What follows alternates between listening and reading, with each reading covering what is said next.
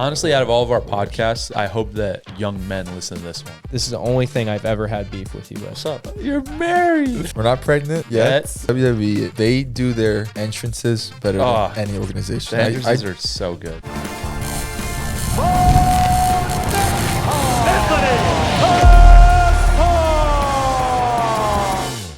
Huge news for Betr and Betr Picks. Betr is changing the game again, now with boosted picks. Boosted picks are one pick, such as one person's touchdown or one person's goal, to make your payout even bigger. Rather than a 100x payout, add one extra boosted pick to get to 200x payouts. Go try boosted picks in the Betr app with the NFL, the NBA, or the NHL. Use code BO. You don't Pod know does that make one, a right? great stew. Oh, Papa's stew is the best. He made a stew the other day. I left. Yeah. I had to get back to the wife. Yeah, I figured. Yeah. But you had Chuck's for the first time.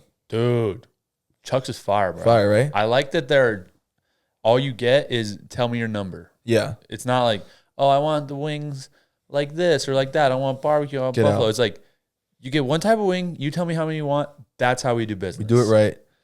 Best blue cheese. Celery. That's all you get. Dude, the blue cheese was very good. Yeah. That's like Zach's favorite part. He would buy the blue it's like this is like a Local wing spot. Princeton, Princeton, it's like New Jersey. it's our favorite wing spot. And Zach would buy the blue cheese from Chuck's and bring it to Buffalo Wild Wings. Dude, that was the best blue cheese I've had. Yeah. For sure. It's perfect consistency, not chunky, Yeah. not too strong. It was like a little slightly sweet. Yep. Slightly.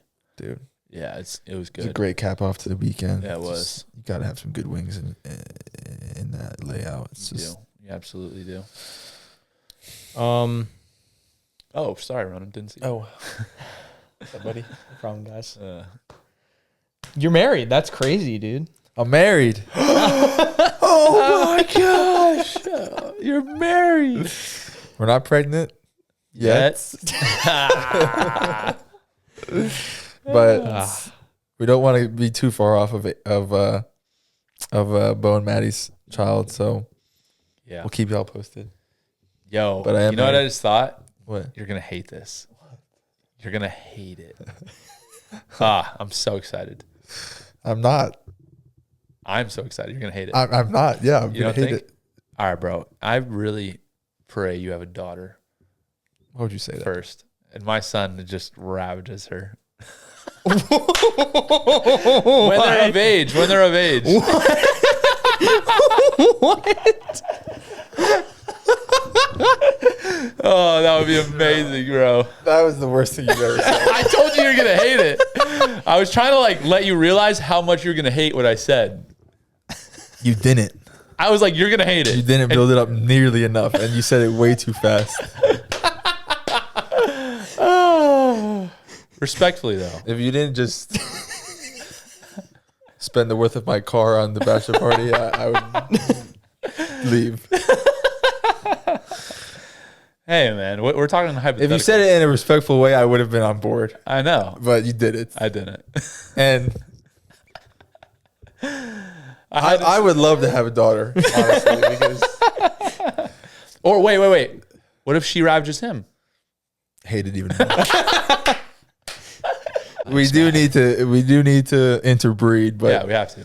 let's just be careful about how we just talk about it. That was the word I chose to use. Is that an accurate depiction of the intentions? No. That scenario though is very interesting to think about What, right? if they got married, Dude. because I could see myself having a girl. Like my little nieces, like I can't even explain how much they just freaking wear me down. Like they're just so cute. Like I just can't even look at them. But 18 years from now, they got married, and then we created a hybrid. Oh, forget about it. That individual would take over the world. There is less than zero chance that individual would not take over the world. Yeah, that's a scary thought. Wow. This is a really How many thought. generations and how many different ethnicities combined. It's like everything. Well, it's been like 100 generations on both sides leading up to it to make this one hybrid of every single ethnicity that we know as man. Arab roots. That encompasses 80% of them. I'm straight European. There's European. There's the other 20%. Oh man. Yeah, that's wild. Yeah, seriously. But yes, I'm married. The wedding was fantastic, I believe, and Greece was phenomenal. If I'm No, you haven't been there yet. You haven't been there. I yet. haven't been there yet. That's a crazy way to start a podcast. Oh man. I can't believe you said that. Yeah, that was unexpected, to say the least. Don't worry, bro. You got a while to like. Dude, if she's anything like my wife, Trust me. she's not getting close to your voice. Yo, but you gotta consider my boy's half Maddie. It's true. It's a good point. So It's a he good might be able point. to smooth it Yeah, over. yeah, exactly, Yeah. exactly. I forgot there's other halves of us in them. Yeah, Yeah. yeah, for sure. Oh my gosh. Exciting time. I don't know how to move on from Where there. are you going from there? I think we should just call it. Just call it. Yeah. Do you guys care about WWE at all? What context? In the fact that Care Logan about Paul at some. Whoa, is sorry. the United States champion of the world. What is that? That's a paradox. What does that mean? Oh, Yeah, what is- maybe what not does of that the mean? world. He's the USA champion. It's a belt Okay. for the WWE. U.S. champion. US Are champion. they like teeing him up to be the WWE World Champion? I don't know. I think that's two different things because that's Roman Reigns. He tried to fight for that and he lost. Did he get smoked or was it competitive? Well, I never WWE. I feel It's like always competitive. It's always competitive. Yeah. Okay. So it's kind of like boxing. Like there's like 4 different belts. Yeah. Oh, really? Exactly. I need to know more about WWE. Well, that's the question. Is I feel like that's right up your guys' alley as the tag team duo, Bro, we'd kill For that. sure. United States champion. We'd kill that. For Who sure. would be the dream tag team that you would fight in WWE? That are in WWE right now? It can be like someone randomly on the come up, like you guys versus The Rock and John Cena. No, give me The Rock and Lesnar. Stone Cold and The Rock was out. Stone Cold and The Rock, yeah. Take them out. Anyone with The Rock. Anyone with The Rock. I'm trying to think. I need to get updated on my current WWE currents, but whoever's the current tag team champion, we can run circles around him. It's a scary Literally. thought. It's a scary thought. Who are they? All I know is Roman Reigns. Roman Reigns. Rey Mysterio. He's in there? He's still. That's who Dude, I love Rey Logan Mysterio. Paul beat Yeah. for the belt. He beat Rey Mysterio? Yeah. Which That's crazy. Yeah. I don't understand how he's the U.S. champion because he's like the luchador. Like, North American champion, maybe. Let's not get into the weeds of it, man. but I don't know. I'm just saying, like, Oh, man. but Yo, Ronan, you know people of different ethnicities are allowed to live in America. no, I understand that, but like, I just feel like it doesn't make sense. Like, Dude, WWE is dope. They do their entrances better than any organization. The entrances are so good. I try to tailor a little bit of my entrances off of them, but you can't match it in MMA because the best part of the entrances is that it's always a surprise. Even if you know who's on the roster, you don't know who's coming. So it's always like, imagine if they did that in MMA. yeah, well, they should do that where you don't know the layout of the card. Yeah. Oh, you don't know who's fighting when? Yes. You just know, like, every guy that's... They might do that, bro. I just thought of that. They should definitely do that. You don't know who's coming first. Yeah. Because Wow. the when the walkout song hits and the lights go black, it's the Yeah. hypest thing ever, bro. Oh That my is gosh, crazy. yeah. But the Yeah. problem is you would know the second person. So it's a big advantage for the first person. But it just builds up. You would know. You're like, oh, I can't wait for this next guy to come. Like, you Yes. know. And it's like, Yeah, that's a good point. Yeah, it has to be some kind of advantage. make them go at the same time. One on each side. And go walkout song, go like 5 seconds, 5 seconds.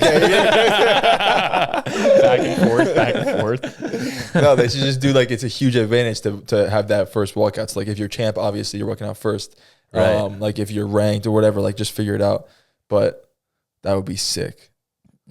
That would be the coolest. Like when the freaking Undertaker would walk out. Oh, like dong. Yeah. Oh, that was the coolest, man. awesome. Yeah, that's so fun. WWE is great. It's great. It's a great. It's gonna be a great transition to us before we become superstar actors. I know. That's a great move. Fighting, WWE, acting. And then bachelor party weekend every weekend. For like 2 years. Yeah. And then we become real estate moguls. Yes. We become professionals. And then we get dementia and forget everything. And I run off to a monastery and you guys never see me again. Yeah. And I'll just sit in the woods. Yeah. And the monastery is actually in the woods. In the woods. Once in a while we'll cross paths and we'll just look at each other and be like, oh, that's weird. I feel like I know that person. I'll be like, whatever. Everything in me is telling me to dap that person up, but I will continue on my way. Just give it one of these. Oh, man. Something big happening this week, and it's actually between. I feel like you say that every episode. Me and you. Something big. This is strict beef between me and you. We're beefing. We are beefing, and this is the only thing I've ever had beef with you with. What's up? Eagles Chiefs. Oh, this weekend. I literally don't care about this. Eagles beat the Cowboys, huh? Oh, smoked Cowboys. Wow. Kill me. Dude, you know why Ronan has beef with this? Because a couple years ago, we were doing a YouTube video, right? Was it a YouTube video or something? I think it was Steak Sunday. It was Steak Sunday, and he was asking me, Eagles Chiefs prediction, and I was like, Chiefs 34-28. And I literally picked almost the exact score, and the Chiefs won, and he was so tight. He's like, dude. I was like, oh, I didn't even know you're an Eagles fan. You're not even from Philly. and I basically willed the Chiefs to a victory. Me and the refs willed the Chiefs to a victory that night. Wow. And I guess he'll never forgive me for it, but I really don't care. That's impressive. I don't care that you're not going to forgive me. I don't care about the result of the game. No, I mean, I forgave you for it. You know, I looked into. No, you're just so invested in this, and I just don't care. Okay, never mind. It was a It stupid. has no implications on my fantasy team. It was a stupid. Why would I even? Which I heard you won last week. That's what I wanted to talk about. Let's go. I was getting real tired of sitting next to a loser. Yeah, dude, trust me. Imagine being in my skin. It's the worst. I do it every day. Imagine. Oh man, yeah, bro, big dub. And I thought there was no chance. So let me tee this up. So I'm getting absolutely mollywopped. None of my players are doing well. We didn't even watch any games. No, that's why I won. Okay. Because I don't watch. If I watch, I lose. So that's what I figured out. The last 4 weeks I've been watching. So canceling my YouTube TV subscription. Suck it, YouTube. You don't get my money. Don't say that. No, YouTube, you're cool. We like you. But anyway, so going into Monday night, I have Keenan Allen, Chargers defense, and I'm playing against Justin Herbert, and I'm down by 12 points. So I didn't even watch. I was like, I'm done. Bro, the Chargers had like 2 defensive touchdowns, 3 fumble recoveries, 6 or 7 sacks. The defense scored almost 30 points. And then Keenan Allen had a game. He scored 15, and Justin Herbert was terrible. And I freaking ended up winning by 10 or 12. Wow. Dominated Justin and Ian Gary. Dominated. And Were they were you one of the better. up, or did you just notice like last minute? I just noticed last minute, and I watched the last quarter better. of the game. And I was like, whoa, I cannot believe it, dude. It was incredible. But back on the W That's streak. great. Yeah, 5-4. I was 4-0, 4-4, 5-4 now. Okay. I'm gonna come up now. Yeah, so I'm in there. There's a lot of people now switching up, bro, talking about, oh, we don't, Bo sucks, bro, but this and that, blah, blah, blah. And now they're like, yo, like, you trying to trade some of these guys? Everybody's hitting me up on the DMs low key. I'm not going to name names, but they're all trying to make trades with me. Mikey Locke's trying to make trade. Oh, shoot. He's like, yo, give me Pollard. Give me Pollard. I'm like, Pollard does, it's not that I don't want to give you Pollard. It's that Pollard doesn't want you. He doesn't want you. He doesn't want to be on your team. If I have had talks with him, I'm discussing this, and he's saying, listen, you could trade me, make it happen. Obviously, you're going to get a good deal from me. I don't want to play for Mikey Locks. I just don't. And these are his words, not mine. So I'm a team guy, right? Like I value the players. This is a personal relationship for me, and it's very important that, I keep everything on the up and up. So I have to honor their requests. When a player comes to me and says, trade me to any team except for them, I got to honor that. He's grinded for me this whole season so far. So, I'm sorry, Locks, but Pollard, he just doesn't want to play for you, man. And that is what it is. It's a great statement. It is what it is. What am I going to do? It's a great statement. Well, I'm happy you're back in the victory column. Me too. That's Feels good. That's good. I lost my fantasy league this week, so you hate to see it. I don't have the team that you have. Damn it, Ronan. I tried to hire your GM, said no. Too much money. I can't afford him. Yeah. I can't afford him. It's all good. Maybe one day. Get that salary cap up. Yeah, I got Tim helping me with my team over there. Tim's helping you. Yeah, Tim is helping me. Nice. And he sucks because he told me to start whatchamacallit, Michael Thomas at my flex. Oh, 0 0 points. points. 0 points. Appreciate you, Tim. I was also playing against Michael Thomas, so that saved me. Interesting. Yeah. Let's move on. Thank you.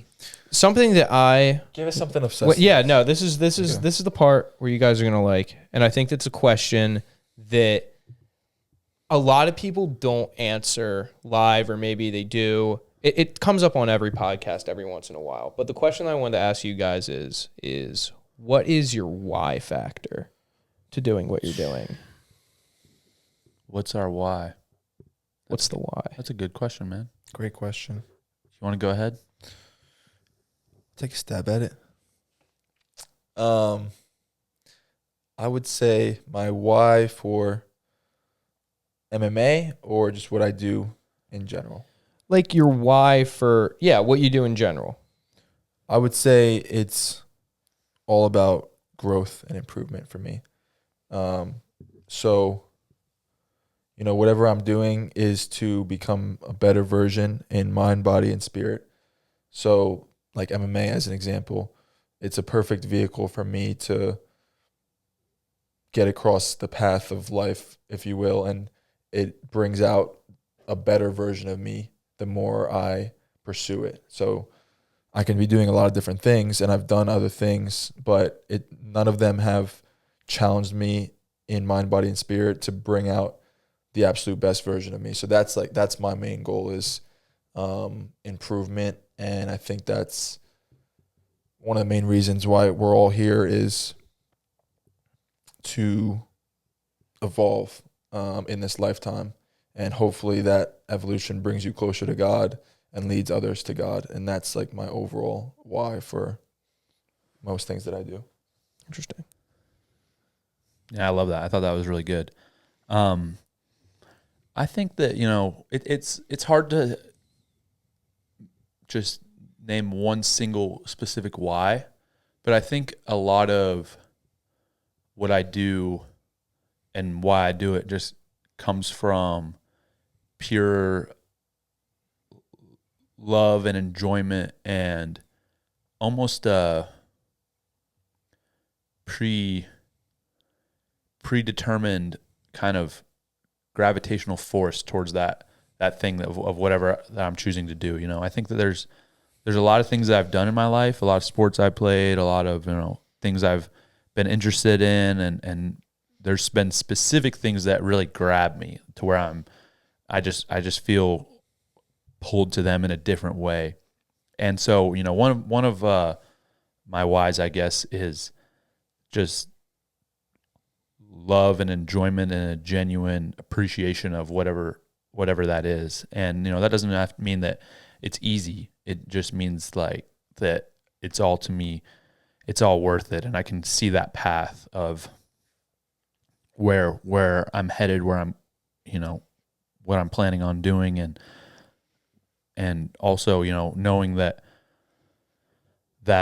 right now what I'm doing is my whole heart's in it. And so I love that. And I think more importantly than that, what's really important for me and what I always kind of am considerate of in everything I do has to do with my relationships with others, my relation, first and foremost, my relationship with God. And I think that from there, I look at my relationship with my wife and, with my kids and then with my friends, so I want to be a good steward of everything that God's blessed me with, whether that be talent, whether that be financially, whether, whatever that is, I want to be a good steward of it. From there, I want to be a good husband to my wife. And, really value and prioritize that relationship. And, you know, obviously my relationship with my kids in the future, and then my relationship with my friends, and make sure that, you know, none of the worldly temptations as far as, you know, greed or pride or anger or jealousy, like none of those things come in the way of any of those relationships. And I am lucky that what I get to do on a daily basis is really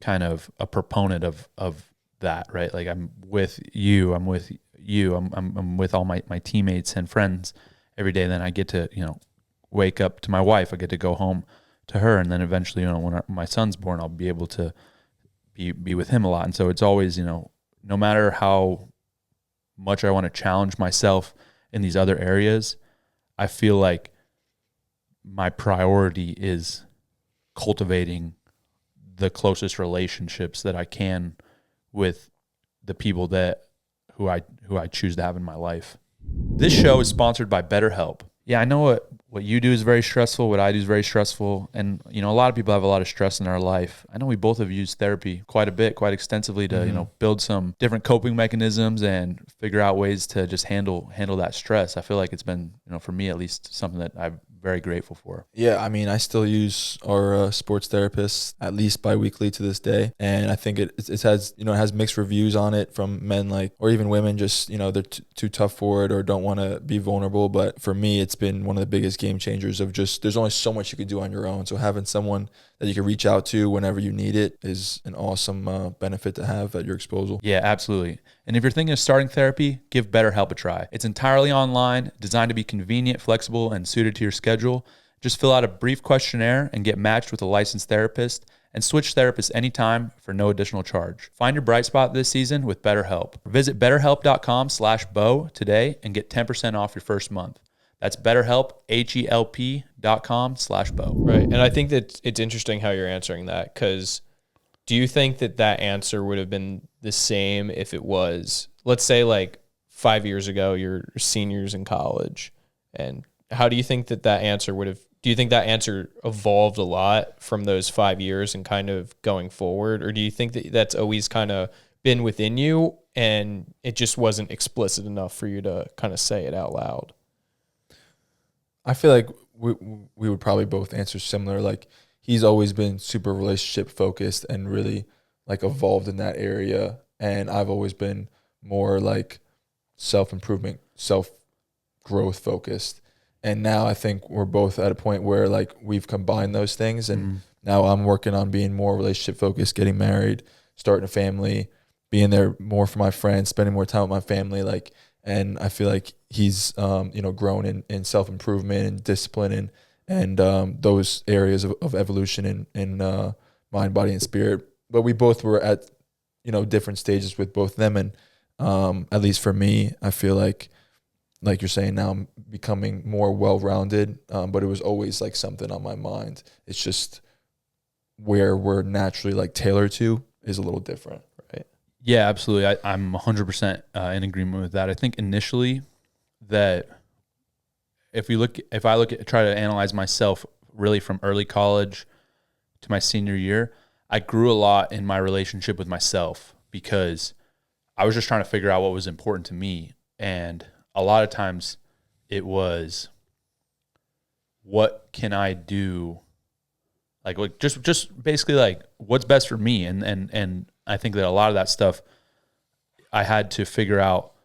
Initially, I thought what was best for me was different than what I realized what actually was, you know, and I think that's kind of where Tony is getting into, the self-improvement, the discipline, those aspects. And I started to realize that those things are more important.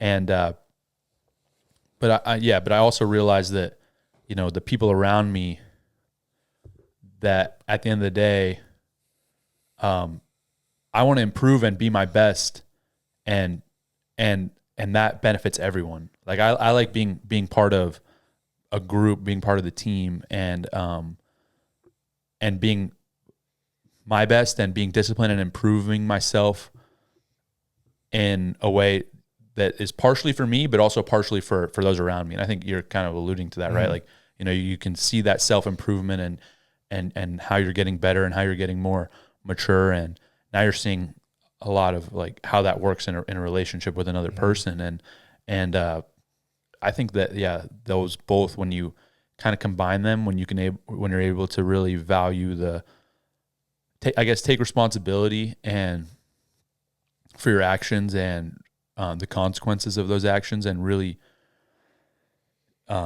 be able to delay gratification and refine yourself continuously, that's obviously going to have a huge impact on your relationships and how positive they are. Interesting. I thought about this a lot this week because I knew I wanted to ask you guys this question. So it led me to the thing of what my why was. And for a really long time, probably up until about 2 years ago, I would say like my answer was like, I want to be rich. Like, and I realized that now, like, I'm very blessed to have the job that I have, and I'm very blessed to, not really have to worry about anything anymore financially, like month to month. And I realized that, like, looking back, like how stupid of an answer that is, because that doesn't fulfill like anybody at all. And it definitely, like, especially like just as myself as an example, like I realized how like that didn't create, like, having a bigger dollar sign in my bank account didn't mean like anything about like how I felt mentally or like how I was doing, like, relationships wise. Like something that I think that's really interesting that you guys were both kind of talking about is how good your relationships are and how they like improve through, college, how focused you were on that.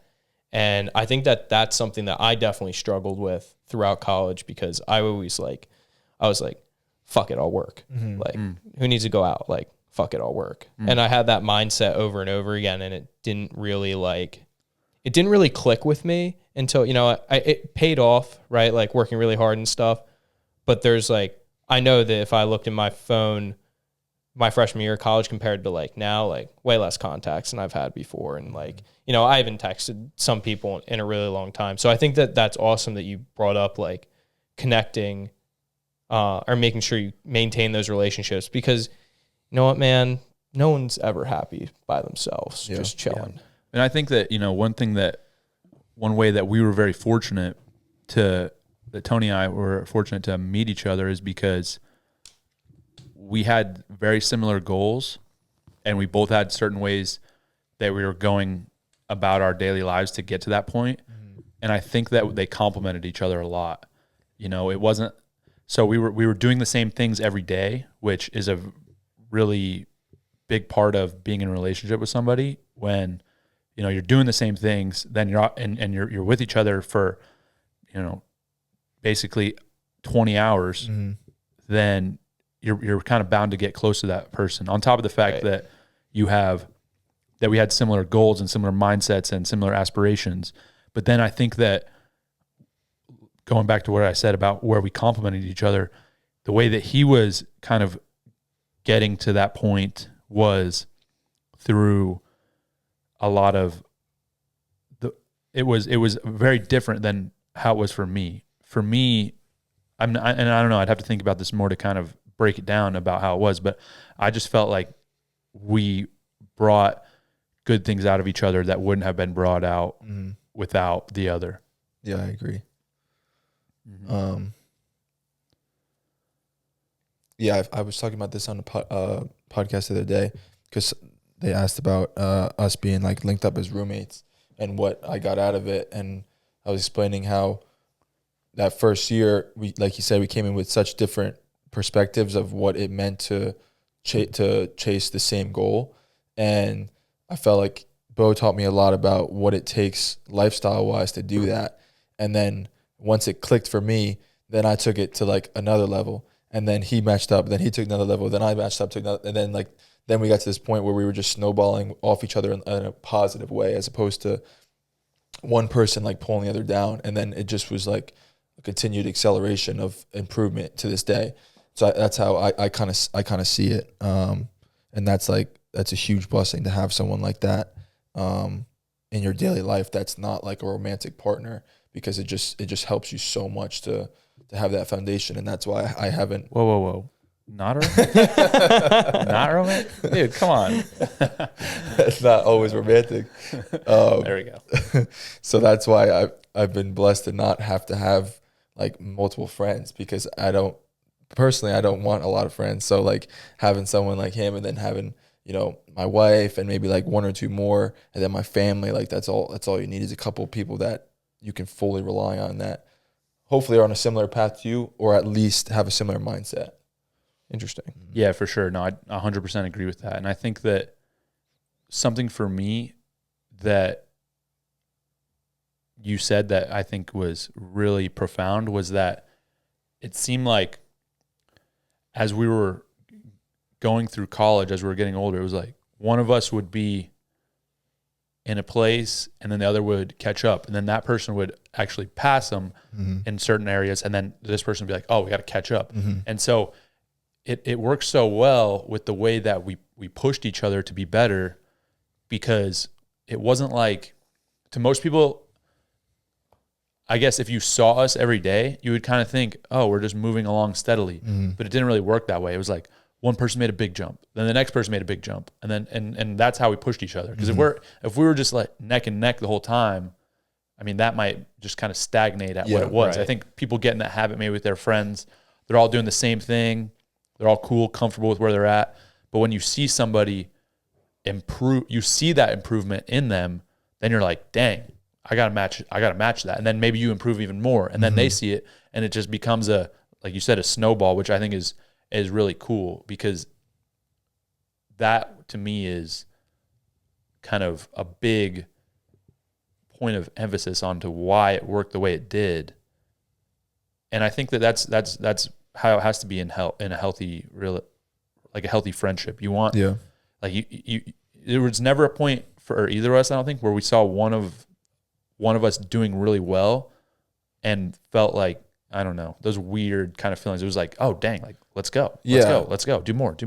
It was never, chill out, bro, come back to where I'm at. It was always, I got to catch up to you. Yep, right. That's what, when you were explaining that, I was like, I think that's how most friendships are. Like someone levels up big, and then the other person's like, okay, we're not friends anymore. Yeah. Or like they try to pull you down, and like that splits you off, which is sad, because thankfully, that was never it. It was always like a motivation, like, oh, how are you doing this? Let me get there too. Let me get to this next checkpoint, so that pushes you. It's just like, it's such a healthy relationship, as opposed to being like insecure, or like, oh, he got there first, or like, you know, I'm gonna like distance myself, or this and that. Like, it's a much better way to live, to be motivated by it.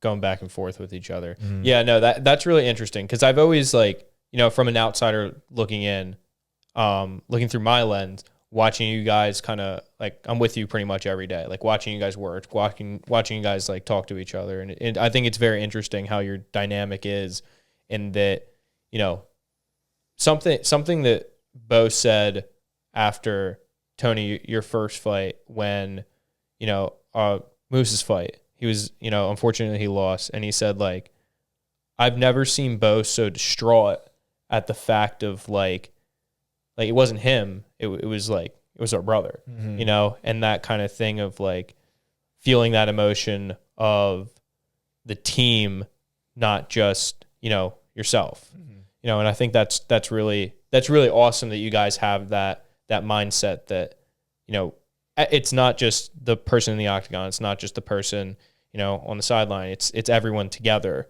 which is, I think, is an awesome perspective that, you know, you guys have developed.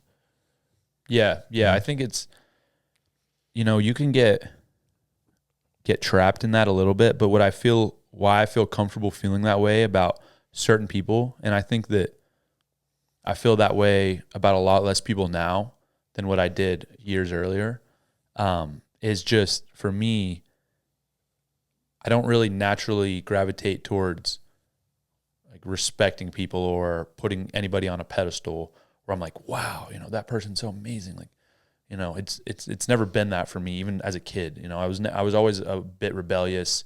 If a teacher or somebody told me what to do, authority wasn't like a big thing to me. It was like, well, explain to me why, and then I'll do it.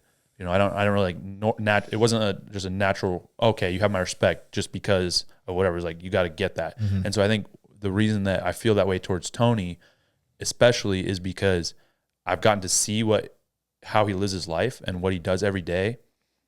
And so I always liked him as a person, like right away. And I remember the first time we ever wrestled, you know, me being a pretty highly ranked recruit, Tony having, you know, a great senior year, had been an undefeated state champion in Jersey, but before that, not really highly recruited. So he was like just coming on. So to me, I was like, I mean, I don't really know this dude. You know, I should go out there and smash him. Like this is not going to be like when we're just wrestling. I wasn't even really thinking that, but it was like a subconscious feeling. And then we wrestled, and it was like, I think honestly, like he probably got the better of me. And I was like, whoa, nah, like that's not. But it wasn't mad at him. Like, oh, it was more like I got to get better. I got to improve. I got to figure these things out. And so it was like right away, first time we competed against each other, it was like, okay, like a little bit of respect. But then seeing how much he grew and improved and the way he did things, the way he lived his life, that's just leveled that up even more to where now he's really one of the only people that I know that I actually look up to, where I'm like, wow, like a lot of the things he does, a lot of the ways he lives his life, I want to continue to improve and live my life that way. And there's not very many people that are like that. And so when he goes out there to compete, that's why it's just a different feeling than with somebody who I know doesn't live their life that way, you know, and I know we don't, because you can't really have those expectations on people that are different than that. So like with our team, with our people that are close to us, that's kind of, I guess, why we have that mentality, and at least the way I see it. To have so many to see everything firsthand as we do, you just gain such a respect for it because you know personally what it takes.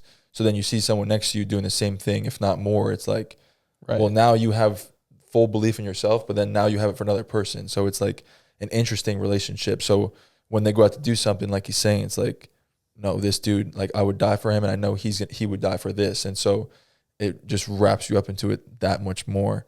Because you have the respect, but you also have the love, and you also have the knowing of what it took to get there. So it's like you can't have that for someone that you're just friends with, or someone you don't know, because you can't expect them to perform a certain way because you don't know everything they're doing. You can just want it. You can want it for them, but it doesn't really do anything for it. So yeah, no, 100%. Well, that was the main thing that I think when I started talking to you guys more is like how hard you guys work at your craft, at, your relationships and stuff like that. Like I couldn't be like that person that pulled everyone else down. And I think that that's really cool, that what you guys keep saying of that, you pass, like one person passes, I'm going to bring him up with me. I'm going to pass him, bring him up with me. Like one, keep climbing up the ladder. Yeah. That's why I think huge respect and huge, I hope that's like inspirational to other people out there, that like, you don't need to do it alone. Yeah. Like you not need somebody, but it's super helpful to have, somebody that you can, have by your side to kind of go on that path with you rather than doing it by yourself. I think just as men, if you find somebody like that, instead of trying to compete with them and have a scarcity mindset of, there's only enough for me, that's just not true, right? Like, there's going to be enough for everybody. And I've always, I haven't always felt that way, but I feel like I sensed that early on of, I can win. Everybody can win. And that's, I think, what people forget is, I think that, it's just, if I'm going to win, that's taken away from this person, or, if he's going to win, that's taken away from me. And it's just not true, So if you can get yourself out of that mindset, if somebody comes into your life, that's just a big time blessing to where you can both, grow even past what you would have alone. Right. Yeah. Like people sometimes ask me like, oh, how does it feel that like Bo's already ahead of you and like is doing this or that, which he's for the most part throughout our careers achieved what I wanted to achieve before me. But because we have that relationship, like, not 1 ounce of me, thankfully, has ever felt like, oh, I have to like get there faster, or like, oh, like I'm jealous that he got there first. Like 100% of me has always just been pumped that he's achieved whatever it was. And that comes from how he's described the relationship and how he's chosen to act and how I've chosen to act, that like there's never arrogance or like insecurity. It's always just like pure happiness for the other person. We both know what we're going to achieve. We both know what is like God's placed on our heart, and that in due time we'll get to wherever we want to get to. It's just like that's separate from the other person, because when the other person's winning, it's like I'm not thinking about myself at all. And I think that's rare, because maybe if I watch other people, maybe I do feel that. But like when it comes to him and like the people closest to you, I think if you can develop that relationship, it's super special, because then there's no negativity. It's like, oh, he's winning, my life is completely happy. Then I'm winning, my life is completely happy. It's like there's no separation. Right. Yeah, absolutely. And to continue off of that, it was kind of one of those things where I did get those things a little earlier, but before. But I always saw you as like there, you know, like even I'll be honest, I don't think that there was anybody on the team that knew you could do what you were going to do before me. I think the first one on the team. Yeah, you had family and other people back home that had already seen that. But from my experience with you, I was like, bro, this dude's got it. Like, and so when you did it, it was almost, to me, I'm trying to think how to explain it. It was almost like I was obviously so happy for you and so proud, but it seemed a little bit like a formality. Like, oh, of course, like I knew, so I knew, I knew this from the jump, bro. Yeah, like, and so I guess, you know, it was never anything where you never did something, and I was like, wow, I didn't know that was gonna come in. It was like, because we see every single thing. Yeah, you see it, and you know it's gonna happen. You can see the future.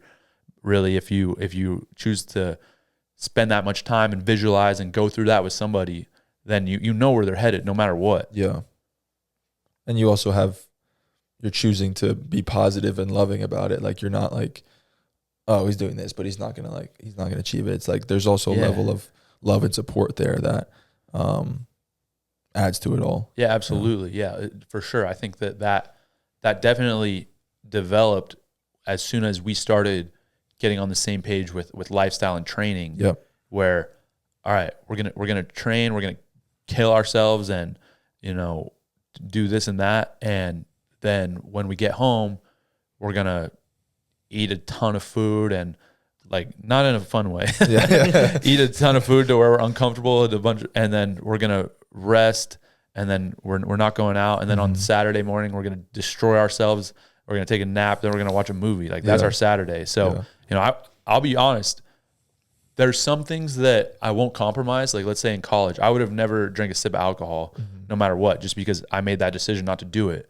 But other things I was more open to, staying up late, not eating right. And Tony taught me that, I really wouldn't have had that discipline of being able to do that unless we were together every day. Because I get distracted, but some of those things I'm like, all right, I'm not missing out on that. It's kind of like, you know, that's my personality, is I'm about it, as far as, yo, if the group's going to do something fun, crazy, like, I'm in there, you know. But so had we not been together and been on that same wavelength of schedule every day, then I know for sure I would have been much worse off. And then obviously I see you doing that, so I know, bro, like the rest of it, the competing, that stuff, that's a formality. Yeah. And I still would have been out at the hockey house and frat houses. It did take a little. That's interesting that you say that, because I felt like I didn't know that. I didn't know that you were like, oh, like I was just standing and doing my thing. Yeah. Like, oh, maybe like that's a good idea. For sure. Yeah. I mean, I was never exposed to like it was like train hard, and then you want to go drink or go out and party and like keep yourself in like relative control with it all, then you're fine. It wasn't until I got here and I saw him and some of the other guys doing it like on a day-to-day basis, and then seeing it firsthand, and then like it took me a little bit, but then I was like, maybe there's something to this. Right. And then you leveled it up even way further. Yeah. Yeah. And then I just whatever I'm doing, I get a little extreme with it. So that doesn't help with partying, but it helps with not partying and training. Right. That's why we can go have a bachelor party and take 3 days, and the craziest thing we do is eat an amazing dinner. That it was still pretty solid. For sure. Yeah, exactly. Interesting.